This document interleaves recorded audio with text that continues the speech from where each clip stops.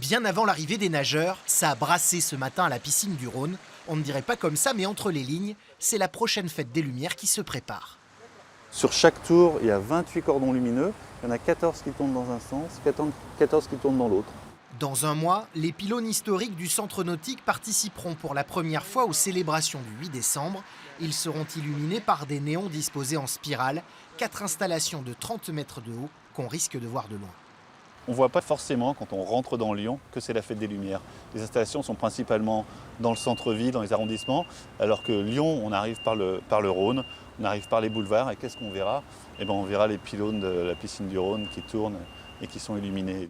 Plus excentré mais tout aussi emblématique de Lyon, le théâtre romain de Fourvière fera lui aussi son entrée pour la première fois dans l'arène du 8 décembre.